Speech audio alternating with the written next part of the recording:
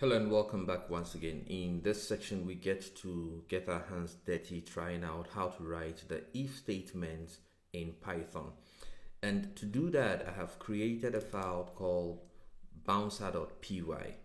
And what we're going to do in this file is to create a program that is going to be used at the entrance of, let's say, a club, okay?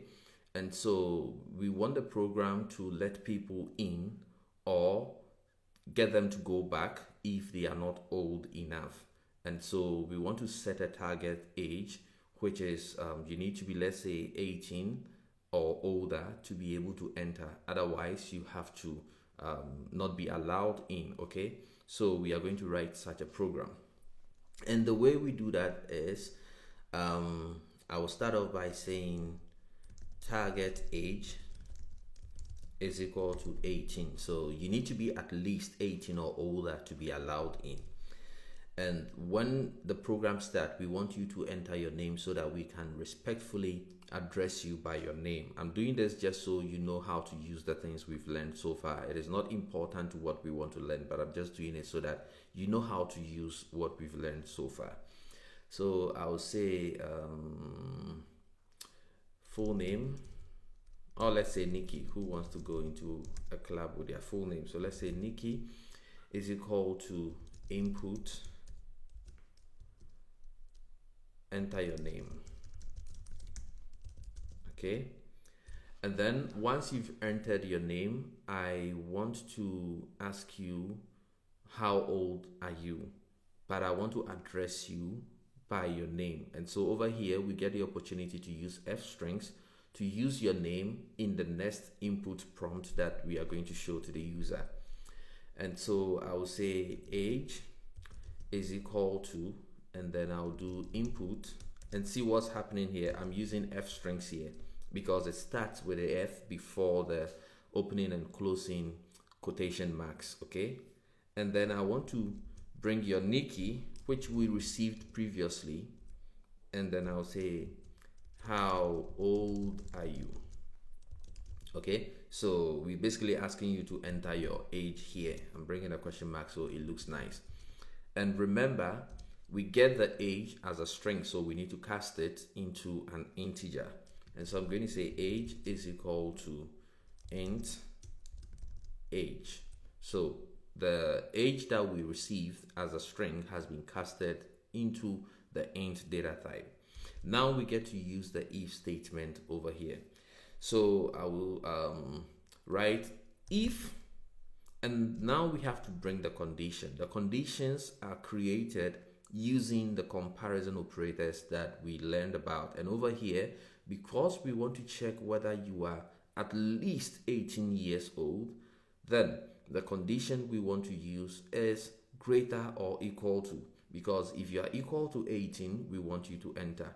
If you are greater than 18, that is even better. And so the perfect condition here is the greater or equal to. So we check if age is greater or equal to the target age.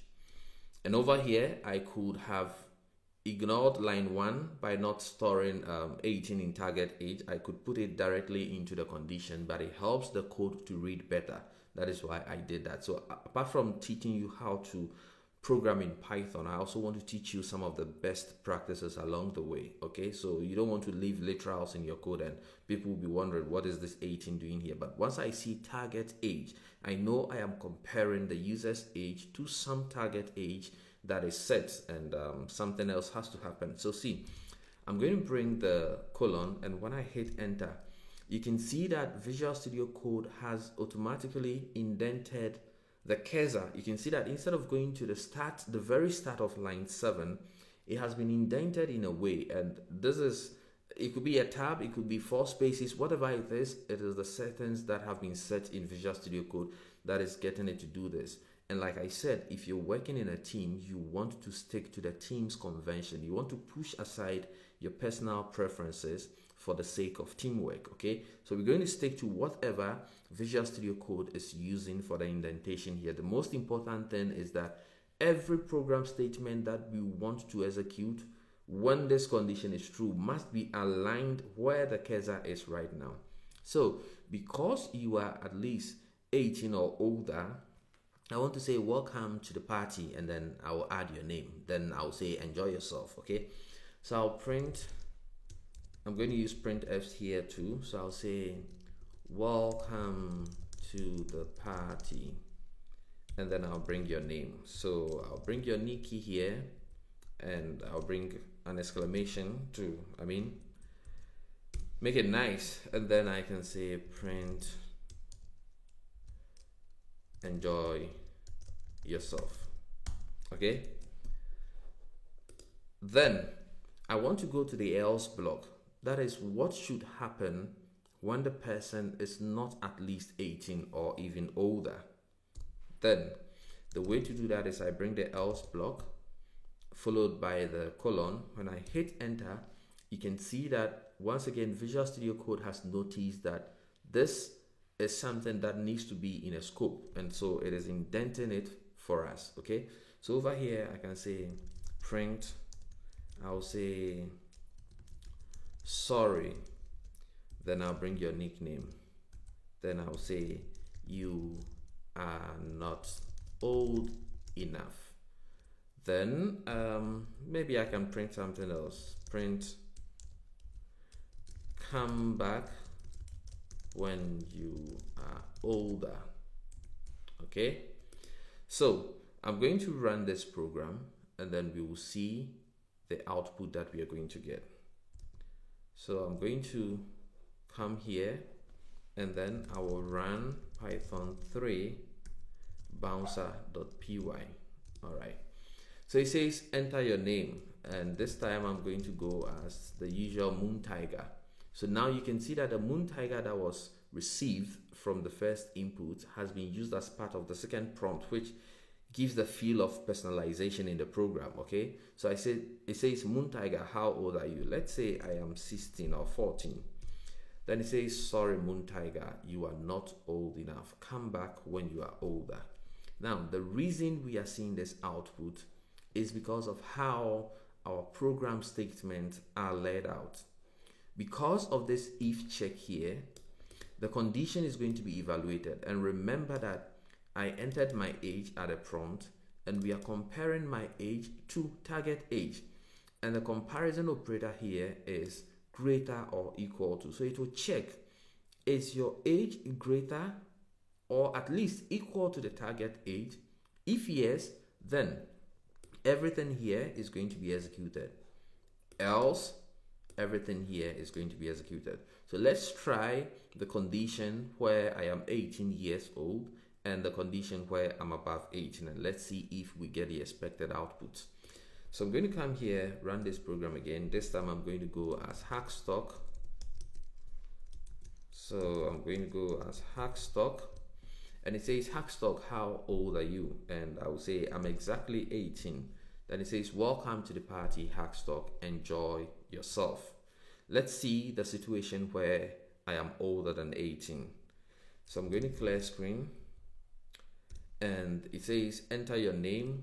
This time I'm going to go as Cyberpunk. So it says Cyberpunk, how old are you? Let's say Cyberpunk is a 45-year-old veteran programmer who wants to have fun. So it says welcome to the party, Cyberpunk, enjoy yourself. So you can see that with the if statement and the else, we are able to let our program branch off. So it starts by executing sequentially from line 1 to line 4. But the moment it gets to line 6, it knows that there is a conditional check there. And so what will be done following that conditional check depends on whether the conditional check evaluates to true or false. And like I showed you over here, you can still add statement that continues the normal flow of your program. Okay, so if I come down here and I put a print statement that please do stay safe out there.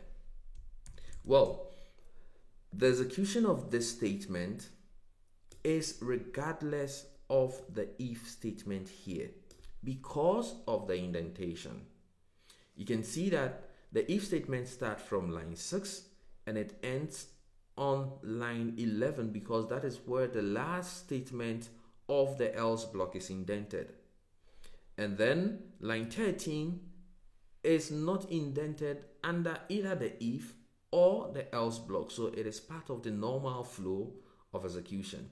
So the statement that I put here is going to be shown regardless of whether the person is of age or is underage, because why not? Whether we make you enter or not, we want you to stay safe out there. So let's run this and see if there's going to be a change in the output depending on the condition. So this time I'm going to go as Cyberpunk again, and I'll say I'm 17 years old.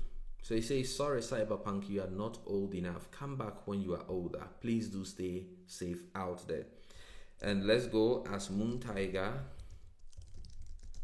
And Moon Tiger is 78. And he says, welcome to the party, Moon Tiger. Enjoy yourself. And please do stay safe out there. So you can see that the normal flow is continuing from here. Now, what will happen if I hadn't done my correct indentation and instead I had put it here? Well, once I do this, line 13 belongs to the scope of the else block because of the indentation. So what it means is that you only see please do stay safe out there when you are younger. Let's see. So I'm going to clear screen. I'm going to run this. I will go as Hackstock. I'm 15 years old, and it says, sorry Hackstock, you are not old enough. Come back when you are older. Please do stay safe out there. Now I'm going to run it as Cyberpunk. Cyberpunk is 76, and it says, welcome to the party, enjoy yourself. But you see, it is not showing the please do stay safe out there, all because of the indentation. So the empty line I left here doesn't break the indentation. As long as they are indented, and you can see that in Visual Studio Code, there is this vertical bar to let you know that all the statements that are aligned by the vertical bar are under the same scope or under the same block. Okay, so if we wanted to show this to all of them, then I have to bring it here. Okay, so let's see what happens if we actually got the indentation wrong. So let's say for some reason I put one space here. You can see that Visual Studio Code kicks in to let us know that, hey, there's a problem with this code even before we try executing it. So if I hover over it, it says unexpected indentation, which is exactly what it is, because it has no idea what to do with the program that we have written. The question is, where does line 8 belong to? Remember that Python is using the indentation to know which statement belongs to which scope. And so if you do this, it's like, hey, where does line 8 belong to? It is not indented in any scope. Line 1 to line 5 are indented because they are all aligned. And line 7 belongs to the if block because that is the first statement under the conditional check. But what happens to line 8? It has no idea what to do with it. So if we still go ahead and execute this program, you can see that we get an indentation error. Okay, and so we have to fix it before we will be able to run it. Let's say I do the same for this guy, line 13, but I do it this way. It is still the same confusion because it neither belongs to the else block nor does it belong to the global scope. And the global scope, I mean everything else before you see any conditional check.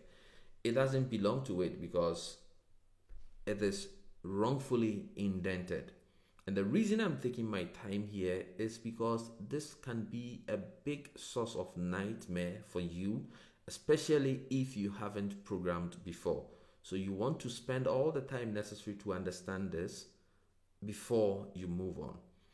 And just in case you understand everything, which makes me super happy, then I want us to take a quick pause and I'll see you in the next video.